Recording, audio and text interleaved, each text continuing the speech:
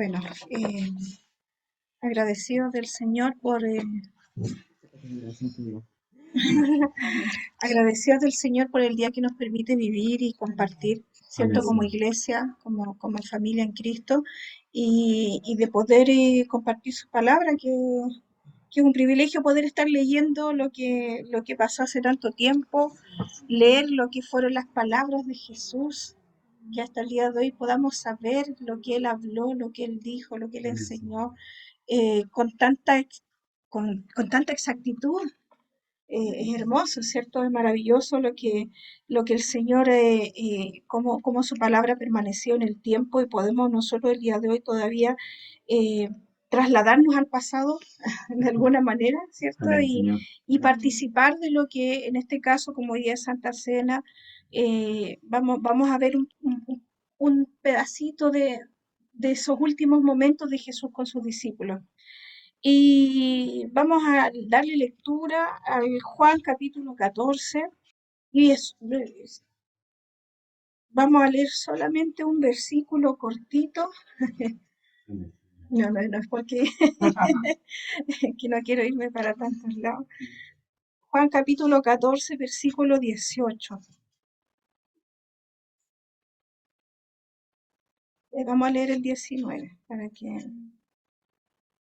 Amén. Nos ponemos en pie, le damos lectura en el nombre del Padre, del Hijo y del Espíritu Santo. Amén. Amén. Dice, no os dejaré huérfanos, vendré a vosotros. Todavía un poco y el mundo no me verá más, pero vosotros me veréis, porque yo vivo, vosotros también viviréis. Amén. Amén. Oramos al Señor por su palabra.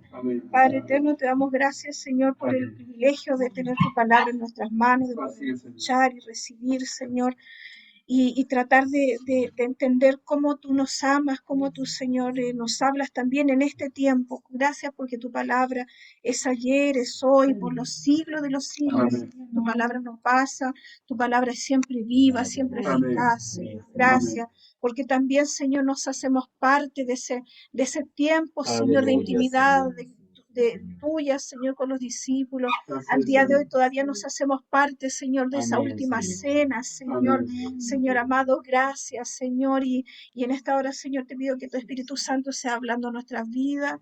Señor, como dice aquí la lectura, Señor, tú mores en nosotros, Señor, tú moras en nosotros, tú vives en nosotros, Señor, y por ti nosotros vivimos, Señor, y que tu palabra, Señor, more abundantemente en nuestros corazones. Señor, y deseamos ser edificados en ti, fortalecidos, Señor, para la gloria de tu nombre. Sean tus palabras, Señor, en mis labios y en cada corazón, en el nombre de Jesús. Amén.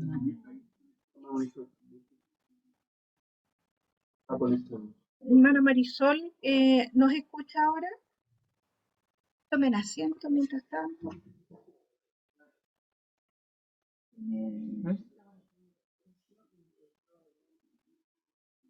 Ya, bueno, después le hablan ahí por interno. Bueno, esta palabra y es esta idea la que el Señor despertaba en mi corazón el día de hoy, que dice, no os dejaré huérfanos, vendré a vosotros. Amén. ¿Cuánto nos hemos escuchado esta expresión? ¿Cuánto nos hemos aprendido y recibido? Y qué profunda, qué tremenda es esta frase, esto de no sentirse huérfanos del Señor. Es Cristo quien le está diciendo a los suyos, no los dejaré huérfanos. Y es hermoso porque esto inmediatamente da esa idea de paternidad, ¿cierto? Porque ¿quién deja huérfano? El padre es el que deja huérfano, padre, madre. Cuando los padres fallecen, entonces hay alguien que queda huérfano. Y Jesús les está diciendo que no los dejará huérfanos. Por lo tanto, Jesús está validando esa relación que Él tiene con ellos, que Él como Dios Padre, y el Padre en Él, más atrás está diciendo, yo soy en el Padre y el Padre en mí, y él en representación del Padre y en el lugar del Padre, y siendo el mismo Padre, le está diciendo, yo no los voy a dejar huérfanos, yo el Padre de ustedes estaré con ustedes. Les dice después cuando resucita, voy a estar con ustedes hasta el final de los tiempos.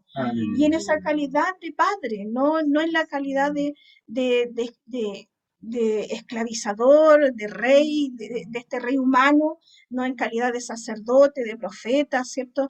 Sino que en calidad de padre. Yo estaré con ustedes hasta el fin de los tiempos. Pero ¿qué pasa para qué es lo que está pasando en ese momento que Jesús declara estas palabras tan profundas, tan hermosas? Eh, y para poder ver por qué Jesús es movido a pronunciar estas palabras específicas, tenemos que ir más atrás y ver que Juan, a diferencia de los otros apóstoles, de los otros evangelistas que escriben evangelios, Juan hace este relato de este diálogo íntimo de Jesús con sus discípulos. Los otros dicen que Jesús cenó con sus discípulos. Ya dice que compartieron el pan, el vino, que por ahí que habló y les anticipó que uno lo iba a traicionar, ya por ahí anticipa que va a venir después, que va a ir a Galilea, o sea, que va a morir, que va a resucitar y que se va a adelantar y los va a esperar en Galilea. Entonces, esos son los detalles que hablan. Sin embargo, Juan da una explicación muy larga que dura como por lo menos 2 capítulos del diálogo, más de 2 capítulos, 3, parte del 13 hasta el 17, prácticamente 4 capítulos, 14, 15, 16, prácticamente 4 capítulos de este diálogo profundo de Jesús con ella. Y qué tremendo, qué lindo es poder enterarnos lo que fueron en esos últimos momentos, esas últimas horas, ese último día que Jesús compartió con sus discípulos. Dice la palabra dice la palabra un poco más atrás, eh, dice que Jesús, ya en los otros evangelios nos dice que Jesús había mandado a pedir el lugar para cenar con sus discípulos. Ya le manda a los discípulos a que vayan, entren en la ciudad y pregunten a cierto hombre cuál es el lugar que está reservado para su cena con sus discípulos y le entregan el lugar. Los discípulos preparan todas las cosas para la cena. Esta Pascua no es la cena, sino que para ellos es la Pascua, ya que recuerda este ceremonial que recuerda cuando ellos salieron de Egipto, que tenían que hacerlo de generación en generación todo el tiempo, y están en esa celebración, donde tienen que sacrificar el cordero, tienen que comer el pan sin levadura, las hierbas amargas, y los discípulos están preparando todo eso, y vienen tiempos de Jesús con ellos, dice que cuando llega la noche se reúne con los discípulos, y está en ese tiempo de empezar a comer, cuando dice que le lava los pies a los discípulos, ¿cierto? Una tremenda enseñanza donde les habla, les dice que así como Él ha hecho con ellos, así ellos tienen que hacerlo unos con los otros, de ser servidores de sus hermanos, ¿cierto? Tremenda enseñanza que Jesús entrega ahí, pero después vienen otros diálogos y es ahí cuando nos enteramos que Jesús, ya como el detalle, cuando Jesús dice que alguien lo va a traicionar. Después, y después está hablando en esta cena, en este momento íntimo. Jesús le está diciendo a Pedro que lo va a traicionar. ¿Ah? Uno lo va a entregar, el otro lo va a traicionar. Después hay un momento donde algunos les hacen preguntas, donde pareciera que están súper desconectados de lo que Jesús está haciendo. Uno le dice, Señor, no sabemos el camino, no sabemos dónde vas. Y otro le dice, Señor, muéstranos al Padre. Y Jesús, pero tanto tiempo que estoy con ustedes y no me conocen. Porque yo soy en el Padre en mí. Y vemos que parece que cada vez que hablan los discípulos, como decimos en buen chileno, parece que cada vez que hablan meten la pata porque dicen algo incorrecto, y Jesús está dejando entrever lo que se viene, cosas no gratas. Qué lindo hubiera sido esa última cena y Jesús hablándole de victoria, de conquista, Jesús hablándole un mensaje motivacional, como ahora cuando se va a los congresos, ¿cierto? Cual más, cual menos, todos queremos una palabra reveladora que nos proyecte, nos impulse hacia el futuro, hacia adelante y nos diga, tú vas a hacer esto, lo otro, tú vas a abrir brechas, tú eres conquistador, conquistadora, tú eres cuántas cosas motivacionalmente hermosas, Pero aquí vemos a Jesús en este último momento. Jesús está diciendo cuánto anhelaba yo tener esta última, comer con ustedes esta última cena, cuánto anhelaba. Y en ese anhelar de Jesús, en esa intimidad, los momentos, si había un momento importante para el judío era la cena, compartir la cena. ¿Cuánto más la cena del Señor? ¿Cuánto más la Pascua? Se comía en familia la Pascua. No era el grupo de amigos el que se reunía a comer, era la familia. Desde que se celebró en Egipto, la familia. Si era chiquitita la familia, se juntaban con otra familia, pero era un acto familiar.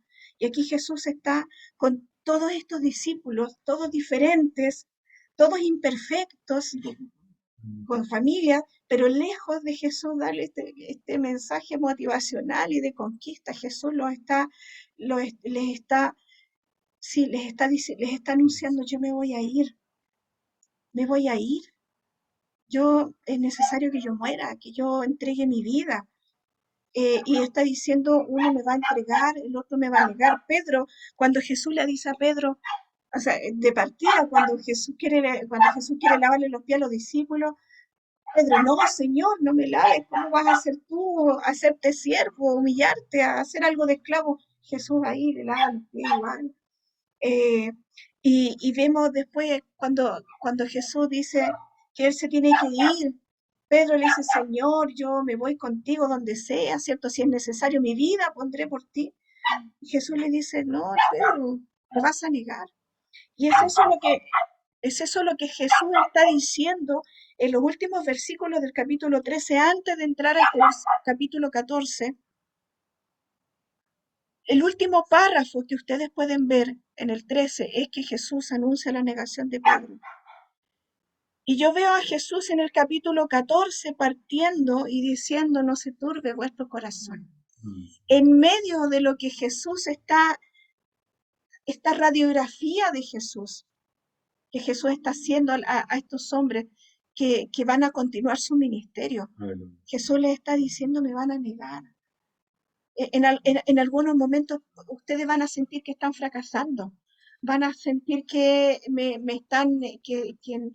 que no son suficientes, que no pueden, que no tienen fuerza. En algún momento van a sentir que no sirven para el Evangelio, que no sirven para esto. En algún momento van a pensar: ¿por qué me eligió a mí, no eligió a otro? Porque yo no soy suficiente. Muchas veces nos hemos sentido insuficientes para el Señor. Nos hemos sentido que impotente frente a tan tremenda labor que significa conquistar el mundo con el Evangelio, y uno se siente tan pequeño y que no avanza, y más encima peca y se equivoca, y más encima muchas veces tiene ganas de tirar la toalla y quedarse en el camino. Y Jesús les está diciendo: sí, van a haber momentos así, Pedro, me vas a negar. Tienes todo el impulso, el ánimo, la fuerza y el deseo de no fallar, pero te tengo que decir que me vas a fallar. Ahora, ¿fue bueno? Y aquí le hago la pregunta: ¿fue bueno que Jesús le dijera a Pedro que le iba a fallar? Qué incómodo debe haber sido, ¿no? El momento. Qué incómodo hubiera sido para nosotros que el Señor nos dijera a nosotros, delante de los demás: Pedro, tú me vas a fallar. ¿Habrá sido bueno? ¿Ya? ¿Qué opinan los demás? ¿Sí? ¿No? Ahí la voz de la experiencia, la sabiduría, ahí atrás. ¿Habrá sido bueno que Jesús... ¿Por qué Jesús le hace esta declaración? ¿Por qué Jesús lo expone? Pareciera que lo expone delante de los demás.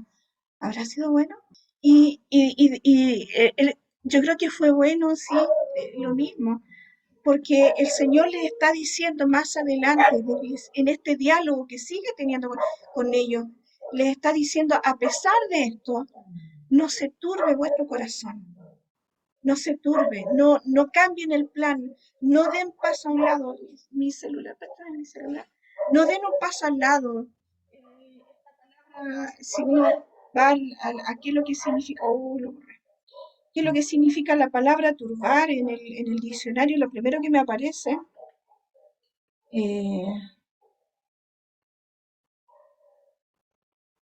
me gustó como, lo voy a buscar porque me gustó como dice: alterar el estado o el curso normal de una cosa, alterar el ánimo de una persona confundiéndola o aturdiéndola hasta dejarla sin saber qué hacer ni qué decir. ¿Nos hemos sentido así? Alterar nuestro ánimo, nuestro espíritu, nuestra voluntad, nuestros pensamientos, nuestras decisiones, al punto de no saber, confundiéndola hasta dejarla sin saber qué hacer ni qué decir. Alterar el estado o el curso normal de una cosa. Eso es turbación. Y Jesús le está diciendo, no se turbe vuestro corazón, no se confunda, no dejen de caminar en la dirección en que van. Cuando uno se turba, va para cualquier lado, menos hacia dónde tiene que ir. Entonces Jesús dice, no se turbe vuestro corazón. A pesar de esto, me vas a negar, Pedro, pero no se turbe vuestro corazón y en general, porque si Pedro va a negar a Jesús, ¿qué le queda a los demás? ¿Qué le queda a los demás? Si el Pedro es el líder, Pedro es el que sabe lo que hay que hacer, Pedro es el que sabe el de la decisión, Pedro es el líder. Si Pedro el líder se turba, ¿qué más le queda a los demás? Como si dijéramos, si el pastor cae, ¿qué más le queda a uno al resto? Al que viene entrando, al que es nuevo o al que no tiene responsabilidad, ¿qué más le quedará? Pero Jesús está diciendo, con todo esto, no se turbe vuestro corazón ni tenga miedo. Le está diciendo, después dice versículo 5, le dijo Tomás, Señor, no sabemos a dónde vas, ¿cómo pues podremos saber el camino? Cuando Jesús le dice, ustedes saben a dónde voy y saben el camino. Ya Jesús antes había dicho que era el camino, la verdad y la vida. Pero aquí, Señor, no sabemos a dónde vas, no sabemos el camino. Y Jesús le dice, ahí dice, yo soy el camino, la verdad, la vida, nadie viene al Padre sino por mí. Felipe dice, Señor, muéstranos el Padre y nos basta. Jesús le dijo, tanto tiempo hace que estoy con vosotros y no me has conocido, Felipe. El que me ha visto a mí, ha visto al Padre. Y se da cuenta que Jesús empieza a aclararles, empieza a hablarles con amor, en vez de como uno cuando habla tantas veces una cosa a los hijos, ya llega el momento que de nuevo hay que explicar y nuevamente volver ya uno dan ganas de ya, ya, ya, pero Jesús en su misericordia y en su amor le está diciendo, sí me van a fallar, me van a fallar. Me doy cuenta que hay muchas cosas que no entienden. Imagínense, han estado con Jesús y ahí aún hay muchas cosas que no comprenden. Nos pasa, ¿no? De repente llevamos años en el Evangelio y hay cosas que todavía no comprendemos. Pero Jesús le está diciendo, en todo eso, en esa aparente ignorancia, 3 años escuchando a Jesús y parece que todavía no entienden quién es Él. No comprenden la obra a la que Él vino. Él está diciendo, me tengo que ir, tengo que morir, tengo que entregar mi vida, pero ellos todavía no entienden. Y aún en todo eso Jesús le está diciendo, no, no, no os dejaré huérfanos, vendré a vosotros.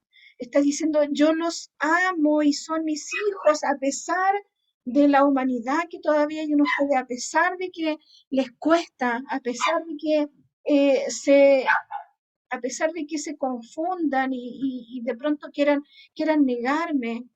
Ese es el valor de que Jesús le habla a Pedro, porque llega el momento en que Pedro le niega y sabemos que después Jesús ve a la distancia a Pedro. Pedro ve a Jesús a la distancia. Y la mirada de Jesús no fue culpando, sino que fue en ese ánimo, Pedro, arriba, estoy contigo. Cuando Él resucita, le dice a los discípulos, díganle a Pedro que voy delante, que yo sigo en mi intención de cumplir mi palabra. Recuerden que les dije que los voy a ver en Galilea. Cuando resucite, yo me voy para allá y allá los espero. Pedro le negó, todos se dispersaron. Y a pesar de todo eso, Jesús le dice, díganle a las mujeres, ya, porque ya los hombres ya no quedaban hombres ahí. Entonces Jesús a quién tiene que recurrir a las mujeres. a las mujeres que estaban ahí, a la María, Marta, vayan a donde los muchachos, díganle que yo voy delante, que si el plan sigue igual, el propósito sigue siendo el mismo, que yo voy a estar allá y nos vamos a encontrar y que no pierdan la fe, que no se turben, no cambien de dirección. Y en ese proceso Jesús se encuentra con los dos que se iban a Emaús, ¿ah? Los dos que se turbaron al punto de que cambiaron la dirección, el camino. En vez de ir hacia Galilea, se van de vuelta a Emaús, se van de vuelta. Y allá el Señor los alcanza y les aparece y come con ellos. Y eso los anima cuando descubren que era Jesús. Aún en el camino equivocado, Jesús camina con ellos, les aparece, les parte el pan, el símbolo yo creo que ellos tendrán que haber recordado la cena, cuando Jesús parte el pan, les da. Y en esa equivocación, en ese camino equivocado, lejos de Jesús retarlo, reclamarle, enrostrarle, ¿qué hacen aquí? ¿Qué hacen aquí? ¿Cómo fracasan? ¿Cómo no se dan cuenta? ¿Cómo no me obedecen? ¿Cómo no me entienden? En vez de eso, Jesús los acompaña y les recuerda las palabras del Antiguo Testamento, les recuerda, pero entiendan que era necesario que todo lo que ustedes ven que es terrible, lo que ustedes ven que ya perdimos toda la esperanza, todo esto era necesario. Y les habla, y les habla la palabra, y el corazón vuelve a encenderse, vuelve a encenderse ese corazón, ese espíritu dentro de ellos, y ellos inmediatamente dicen, no, tenemos que devolvernos. La decisión es de ellos. Jesús no interviene en la decisión de ellos. La decisión es de ellos, porque tuvieron ese momento, ese amor del Señor que les vuelve a explicar el plan, les vuelve a mostrar el mapa, les vuelve a explicar todo, y después que les explica todo, se va. Y ellos tienen que tomar la decisión de volver. Estaba todo para volver. Y ellos tienen que, todo ese camino que habían recorrido, tienen que devolverse, caminarlo de nuevo, pero de vuelta. Y ahora no solo volver a donde estaban en Jerusalén, sino que ahora tienen que ir a Galilea. Porque allá Jesús los espera y les dice, y díganle a Pedro, a pesar de que él falló, el propósito, el plan del Señor sigue intacto con él. No os dejaré huérfanos. ¿Qué implica? ¿Qué implica esta sensación de estar huérfano? Esta sensación de orfandad. Ese es un espíritu fuerte que se mueve sobre todo en estos tiempos. Y que como iglesia, de alguna manera también hemos transmitido. En el sentido a diferencia de Jesús, ponemos el yugo pesado del no fracaso, del no fracasar, ese yugo pesado, del que no te puedes equivocar, del que no puedes fracasar. Y si fracasas hay castigo del Señor, ¿cierto? ¿Sí o no? De generaciones que hemos hablado en esa dureza, y muchos dentro de la iglesia amando con todo al Señor y queriendo agradar al Señor, sin embargo han sentido el peso de las palabras, de esas enseñanzas duras que no tuvo Jesús, pero esas enseñanzas duras que nos dicen que si hacemos algo mal delante del Señor, el Señor se aleja. El Señor se aleja de nosotros y el Señor se aleja porque el Señor no puede convivir donde hay pecado. Porque Dios no habita en medio del pecado, y inmediatamente sentimos entonces que si hemos pecado delante del Señor, el Señor se apartó de mí. Hemos quedado huérfanos del Señor, entonces Dios ya me desechó. ¿Cuántos no quieren volver a las iglesias porque se sienten desechados por el Señor? Y parece que nada de lo que hagan les va a lograr hacer sentir que son hijos amados. Jesús les está diciendo en todas estas circunstancias, no los dejaré huérfanos. Vendré a vosotros. ¿Y a través de quién? A través del Espíritu Santo Jesús volvió a sus discípulos. Y a través de su Espíritu Santo Jesús está hoy en nosotros. Amén. ¿Qué implica sentirse huérfanos? Implica irse a Emaús. Sentirse huérfano implica irse a Maús, Bendito implica Dios. tomar decisiones equivocadas, implica apartarnos del propósito, sentirnos huérfanos, sentir que Dios no está allí para recibirnos, para recogernos, sino que parece que Dios está ahí Ay, con bueno, esa sí. mirada acusadora. ¿Ah? ¿Qué implica sentirse huérfano? Esto de esta desconexión con el Señor, Gracias, Señor. la duda, cuando admitimos la duda, cuando falta la fe. ¿Ah? Sentirse huérfano es dejar de confiar en sus palabras. Gracias. Jesús habla en varias en varios momentos. Jesús le está haciendo este hincapié. Si me amas, guarda mis mandamientos. Si me amas, guarda mis mandamientos. Yo vendré a ustedes y habitaré en ustedes, dice Sí, sí. versículo 25, os he dicho estas cosas estando con vosotros, mas el Consolador, el Espíritu Santo, a quien el Amén, Padre Señor. enviará en mi nombre, Él os enseñará todas las cosas y os recordará todo lo que yo os he dicho. La paz os dejo, mi paz os doy. Yo no os la doy como el mundo la da. No se turbe vuestro corazón, ni tenga miedo.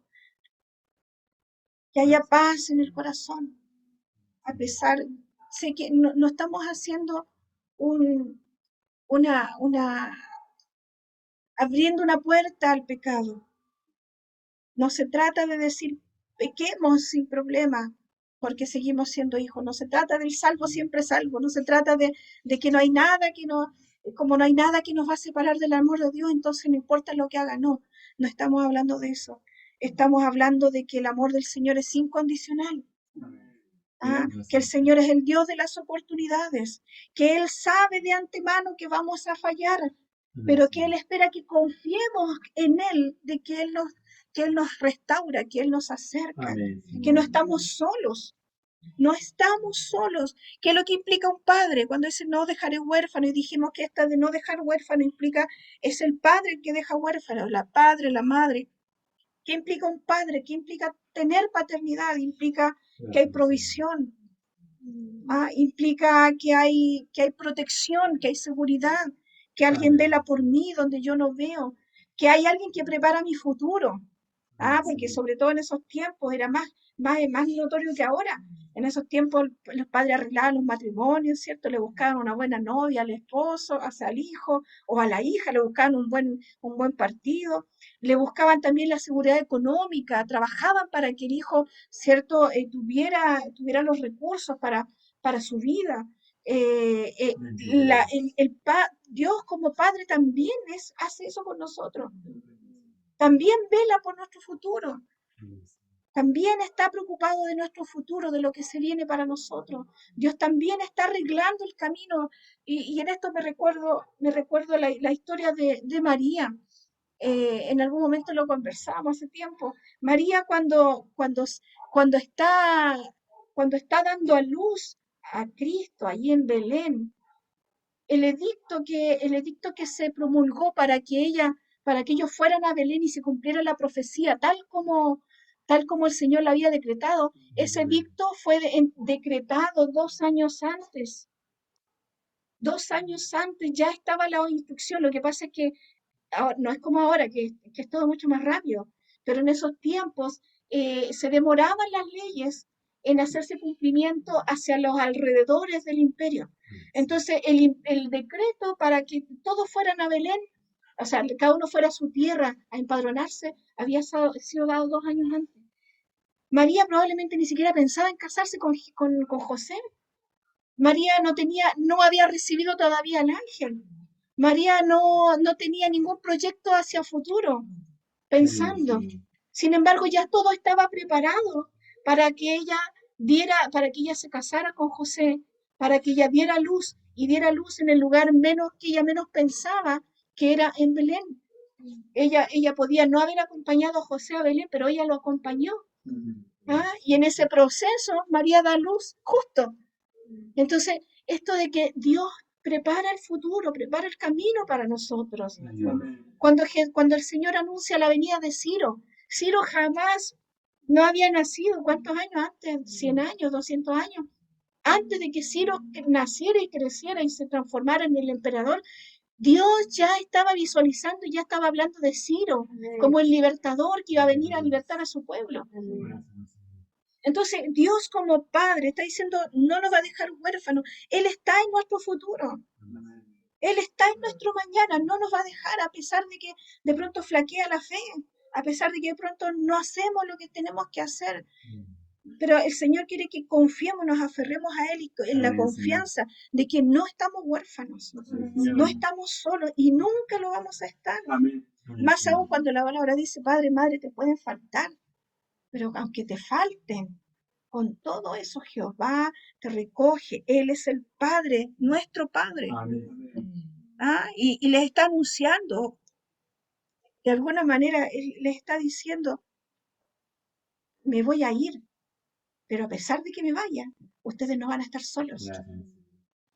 No me van a ver caminando entre ustedes, pero no los voy a dejar solo. No me van a ver físicamente, pero no van a estar solos. ¿Cómo habrá sido para Jesús? Por eso yo miro que Jesús les habla mucho, les habla, y les trata de afirmar la fe, y los trata de consolar. Tranquilos, tranquilos, tranquilos, no se turben, anímense, no tengan miedo, porque Jesús está viendo en sus rostros, en sus caras, la preocupación. Está viendo que ellos están aquí. ¿Y ahora qué vamos a hacer? Imagínense cuando Jesús no está. Si ellos están así cuando Jesús está todavía con ellos, imagínenlos a los pobres discípulos el día que ven a su maestro muerto. Qué difícil es creer. Qué difícil tuvo que ser para ellos creer cuando ven a su maestro muerto. Entonces, ¿en qué estábamos creyendo? ¿Quién era entonces? ¿Cómo lo mataron? Pero ahí Jesús les dice, vendré otra vez a ustedes. Esta sensación de orfandad, este caminar como huérfanos, tenemos que desecharlo de nosotros. Caminar como si no hubiera un Padre en los cielos que guardara, que velara nuestra vida. Caminar como si dependiera de nosotros. No depende de nosotros. Es el Padre que tenemos en los cielos, el que vela por nuestro camino, el que va delante de nosotros. Él ya está en nuestro futuro. Él sabe, conoce todas las posibles posibilidades. Y Él sabe quiénes somos en el futuro. Por eso Él no se rinde en el hoy. Juan, cuando está escribiendo estas palabras, Juan, cuando ocurre la cena, Juan tenía alrededor de 16 años. Pero cuando escribe el Evangelio, él tenía alrededor de 90, 80 años. O sea, Juan está hablando de lo que para él es una certeza, una vivencia de años y años. Y él está describiendo lo que Jesús dijo hace más de 50 años atrás. ¿Cómo logra él acordarse? Sabemos que la obra del Espíritu Santo, pero ¿cómo logra él recordar todo lo que Jesús habló para poder dejarlo escrito? ¿Cómo lo hizo? Porque él atesoró esas palabras también en su corazón. Porque él vio esas palabras en el día a día, en el paso a paso. Él vio muchos fueron perseguidos. Vio que la iglesia era dispersada. Vio que se destruía Jerusalén. Vio cómo morían cada uno de sus hermanos. Y a pesar de eso, Juan recuerda y escribe que Jesús dice, a pesar de todo esto, yo no los dejo huérfanos. Ustedes no están solos. Yo estoy con ustedes. Amén. Entonces, yo estoy segura. Aquí tenemos varios jóvenes, pero estoy segura y espero y que sea eso lo que nuestros ojos puedan ver el día de mañana.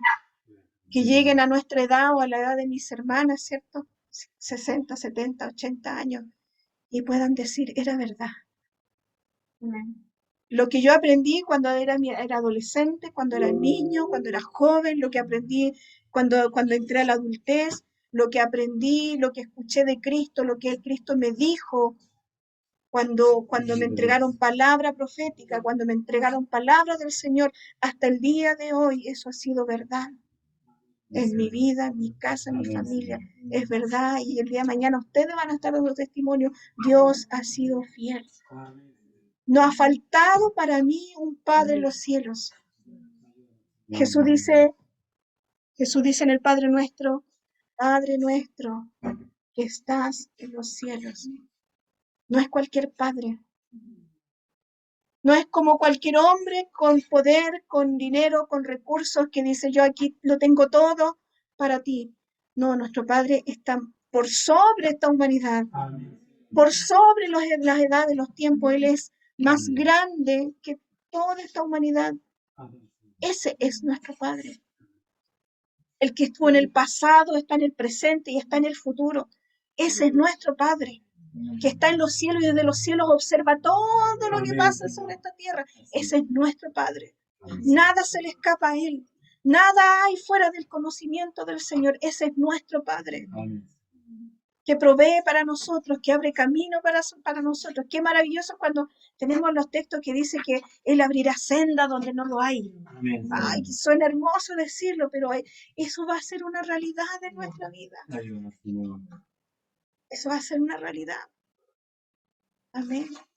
Pero desechémonos, despojémonos de ese espíritu de orfandad que nos hace caminar como si anduviéramos solos en este mundo, como si no tuviéramos Padre que nos protege, que nos guarda. Amén. Este día, que esta cena con el Señor también refleje y represente ese amor del Señor, como decían las alabanzas, el amor del Señor que se derrama sobre nosotros, a pesar de ser quienes somos. A pesar de que nosotros nos sintamos insuficientes, el amor del Señor se derrama sobre nosotros y que esta cena sea en representación de ese amor y de esa fidelidad de este Dios que nunca nos va a dejar. Amén. Oramos al Señor, póngase en pie, vamos a orar al Señor.